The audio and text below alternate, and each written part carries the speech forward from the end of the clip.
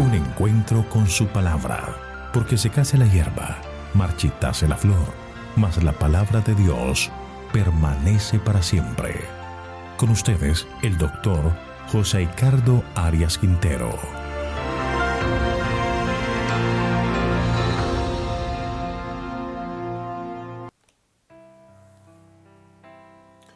Hoy comenzaremos a estudiar el libro de Amós. Para ello vamos a pedir la bendición de nuestro Dios. Querido Señor, cuán agradecidos estamos contigo por este día que nos regalas, porque podemos acudir a ti y tener la seguridad de que tú perdonas nuestros pecados y atiende a nuestras necesidades. Pedimos en este momento la dirección de tu Santo Espíritu para que nos guíe en el estudio de tu palabra. Gracias por concedernos tu sabiduría y entendimiento. Lo pedimos en Jesús. Amén. Comenzaremos el estudio de otro libro profético, el libro de Amós. El libro, como ocurre con otros libros incluidos en los profetas menores, lleva el nombre del autor. Amós significa el que lleva una carga. Y este nombre va con el ministerio que desarrolla, ya que le fue dado dar los graves y solemnes mensajes que venían de parte de Dios. El resumen de la vida de Amós lo presenta en Amós capítulo 7, versículos 14 y 15. Dice: Entonces respondió Amós y dijo a Amasías: No soy profeta, ni soy hijo de profeta, sino que soy boyero y recojo higos silvestres. Y Jehová me tomó de detrás del ganado y me dijo: Ve y profetiza a mi pueblo Israel.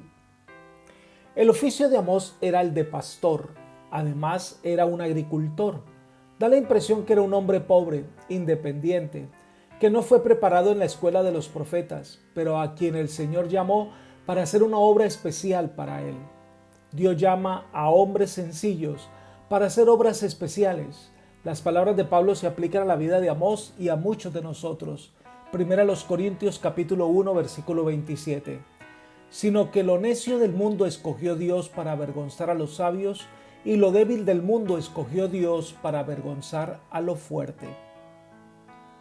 En los planes de Dios, lo que hace al hombre idóneo para el servicio divino depende más de lo que es que de lo que tiene. Una vez Amós recibe el llamado, se traslada a vivir a Betel, donde Israel había levantado un becerro de oro y era adorado. Amós es considerado un profeta importante por su elocuencia sencilla y llana y lo elevado de su pensamiento. Era un hombre perspicaz para entender el poder, la sabiduría y la santidad de Dios. Nada se sabe de su final.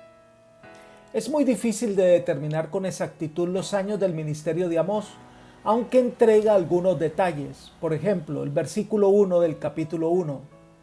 Las palabras de Amós, que fue uno de los pastores de Tecoa, que profetizó acerca de Israel en días de Usías, rey de Judá, y en días de Jeroboam, hijo de Joás, rey de Israel, 2 años antes del terremoto. No se puede determinar con exactitud cuándo ocurrió el terremoto, pero por lo mencionado de los reyes de Usías en Judá y Jeroboam en Israel, se cree que su ministerio debió ser en algún momento entre el año 767 y 753 a.C. En esta época en que Israel, el reino del norte, y Judá, el reino del sur, avanzaron militarmente, consiguieron estabilidad económica y tuvieron mucha riqueza. Había seguridad y prosperidad. Pero lamentablemente los frutos de la prosperidad, cuando no son debidamente orientados, traen como resultado orgullo, lujo, egoísmo, opresión. Y estos se veían en ambos reinos. El propósito principal de Amós fue llamar la atención del pueblo de Dios a sus pecados y hasta donde fuese posible instarlo al arrepentimiento. Reprendió los pecados causados por la prosperidad material, los despilfarros, las orgías y el libertinaje de los ricos, los cuales oprimían a los pobres y pervertían el derecho mediante cohechos y extorsiones. Este profeta amonesta a Israel, Judá y las naciones circunvecinas acerca de los castigos divinos que sin duda vendrían sobre ellas si persistían en su iniquidad. Sin embargo, el libro termina con un cuadro glorioso del mundo triunfal de la justicia sobre la iniquidad. Capítulo 1. Juicio contra las naciones vecinas. El tema del capítulo 1 y el capítulo 2 de Amós es el juicio de Dios sobre las naciones vecinas y termina con el juicio divino sobre Judá e Israel. Es como para decir que si los paganos merecían castigo, Israel, que tenía más luz, que disfrutaba de las bendiciones del cielo, no podía escapar del castigo divino, ya que su responsabilidad era mayor. La introducción del libro está en los versículos 1 y 2 del capítulo 1 de Amós. El pastor de Tecoa, un distrito rural arenoso y algo estéril a unos 8 kilómetros al sur de Belén. Él va a pronunciar unas palabras que vienen de Dios y que su ministerio, igual que el de Oseas, fue que profetizó acerca de Israel. Así que su ministerio fue dirigido principalmente al reino del norte, aunque se menciona también a Judá. El mensaje comienza describiendo el actuar de Dios. Versículo 2. Jehová rugirá desde Sión, dará su voz desde Jerusalén. Los campos de los pastores se enlutarán y se secará la cumbre del Carmelo. La voz de Dios se oye desde Jerusalén porque allí está el templo. Israel había levantado un becerro y lo adoraba como Dios. Dios no mora en este lugar. Su lugar está en el templo de Jerusalén, donde todos vienen a adorarle. Y cuando Él ruge es una expresión que el Señor va a castigar a su pueblo, y allí la descripción del luto en el campo de los pastores y la infertilidad que vendrá en el monte del Carmelo cuando éste se seque. El primer juicio divino es contra Damasco, versículos 3 al 5. Lo primero que se destaca es que el mensaje que Amós pronuncia viene de Dios. Versículo 3 dice: así ha dicho Jehová. Es Dios el que está hablando, es Dios el que entra en pleito con su pueblo.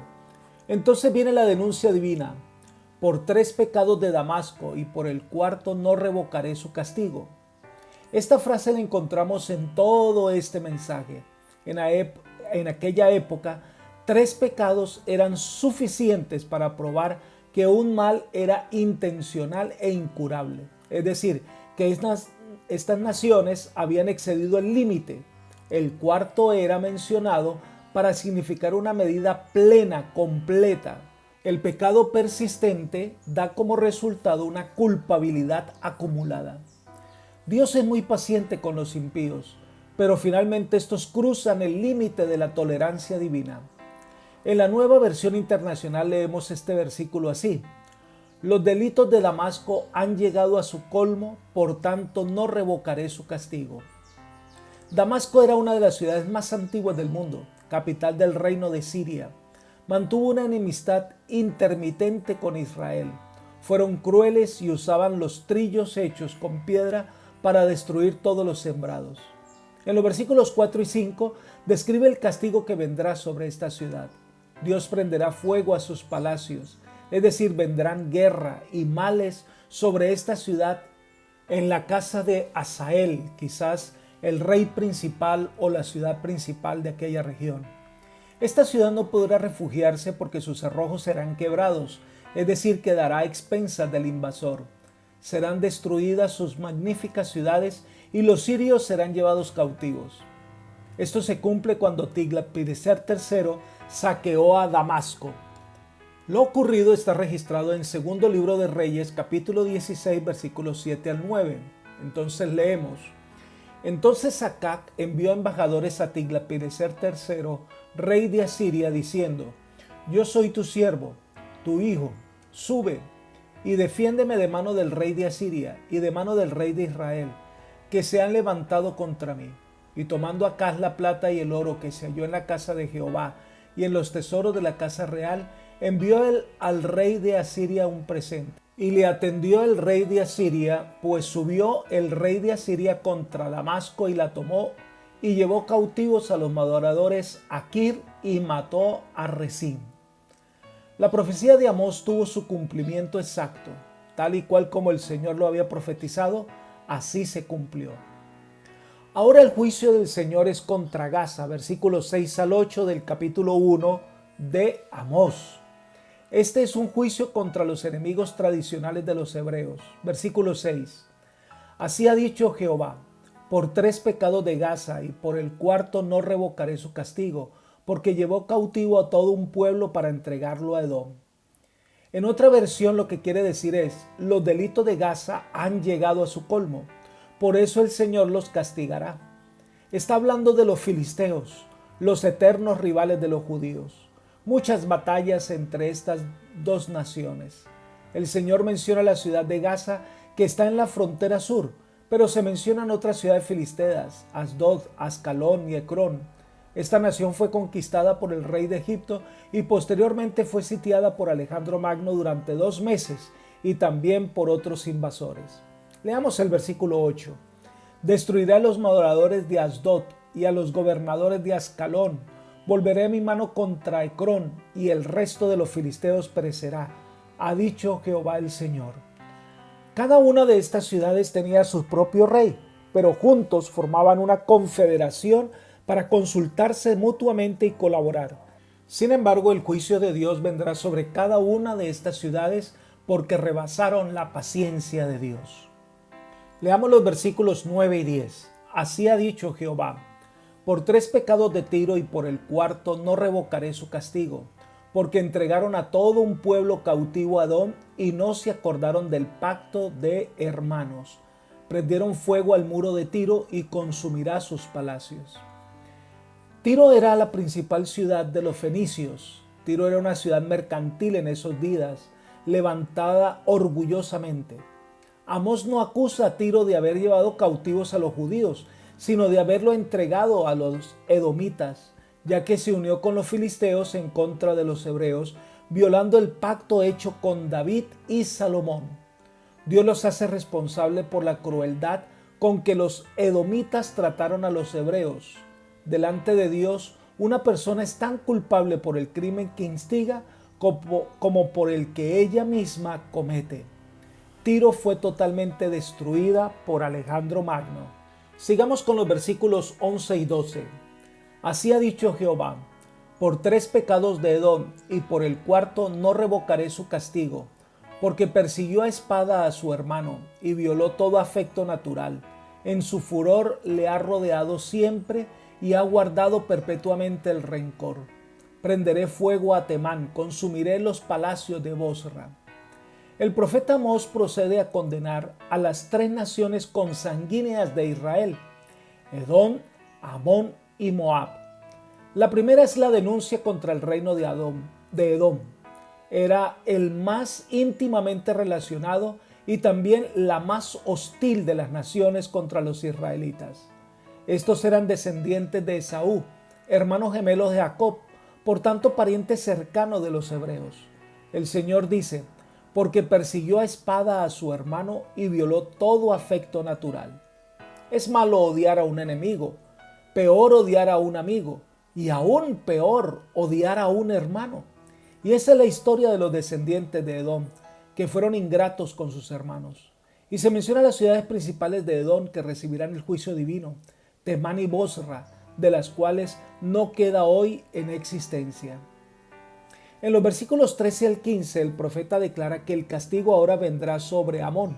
Leamos: así ha dicho Jehová: por 3 pecados de los hijos de Amón y por el cuarto no revocaré su castigo, porque para ensanchar sus tierras abrieron a las mujeres de Galaad que estaban embarazadas. Encenderé fuego en el muro de Rabá y consumiré sus palacios con estruendo en el día de la batalla, con tempestad en el día tempestuoso, y su rey irá en cautiverio con todos sus príncipes, dice Jehová. Estos estaban emparentados con los hebreos porque eran descendientes de Lot, sobrino de Abraham. Fueron un pueblo hostil contra los hebreos. La envidia de los amonitas fue lo que hizo que contrataran a Balaam para que maldijera a Israel. Hubo muchas luchas entre ellos que mostraron la crueldad de los amonitas. Por eso el Señor los castigará. Rabá, su capital, será destruida. Se dice que Nabucodonosor la tomó y destruyó. La ira de Dios vendrá como una tempestad y el rey, al parecer una referencia a su Dios principal, será llevado cautivo. Estas naciones reciben la reprimenda de parte de Dios por sus acciones. Apreciado amigo y hermano, al resumir la historia de Israel y estas naciones, podemos concluir que en el caso de Israel, el cautiverio tenía el propósito de que se llevara a cabo una reforma, pero en el caso de las naciones paganas, juzgadas aquí por Dios debido a sus crímenes, el cautiverio marcaría la terminación de su tiempo de gracia. A cada uno el Señor da oportunidades para que pueda cumplir el propósito de su existencia. Dios extiende su gracia salvadora, corresponde a cada uno decidir si acepta o rechaza esa bondad del cielo. Te invito a aceptar la gracia divina para que tu vida sea transformada. Que el Señor te bendiga hoy, es mi oración. Amén.